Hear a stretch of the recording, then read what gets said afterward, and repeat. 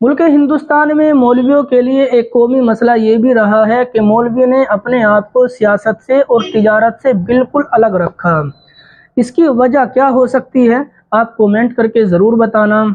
एक ख़ानदान कांग्रेस को 70 साल तक मजबूत करता रहा और ख़ुद भी मजबूत होता रहा, लेकिन मुसलमानों को एक ऐसी कश्ती के अंदर सवार करके बिल्कुल अलग हो गया कि जिसका कोई मल्ला नहीं, जिसका कोई साहिल नहीं। हवा जिधर से भी आती है, ऐसे ही मौलवियों ने अपने आप को तिजारत से बिल्कुल अलग रखा। अब इसके जहन को बनाने वाला कौन था, किन लोगों के चक्कर में आकर इसने आपको तिजारत से दूर रखा, इसकी भी समझ आज तक नहीं आई। अगर मौलवी आज़ादी के बाद से ही इन दो कामों के अंदर मजबूत होते, तिजारत के अंदर भी मजबूत होते, सियासत के अंदर भी मजबूत होते, तो आज मुल्क हिंदुस्तान की हालत ये ना होती जो हम और आप देख रहे हैं। हालांकि अल्लामा इकबाल बहुत पहले लिखकर ये चले गए कि जलाल बादशाही हो कि जमहूरी तमाशा हो, जुदा हो दीन सियासत से तो रह जाती है चंगेज़ी।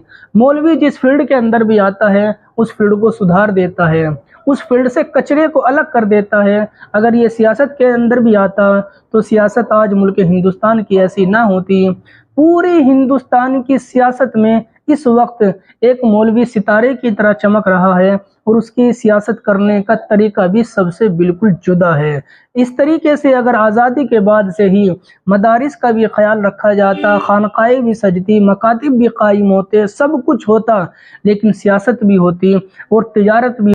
मौलवियों ने मुल्क हिंदुस्तान में सब कुछ किया, लेकिन दो कामों से बिल्कुल बेजार हो गए, एक तिजारत से और एक सियासत से। अगर मौलवी तिजारत में मुस्तहकम होते तो आज मुतवल्लियान मस्जिद या जो मुसल्लियान मस्जिद होते हैं वो अपने इमामों का इकराम ऐसे ना करते जिस तरीके से वो आज करते हैं।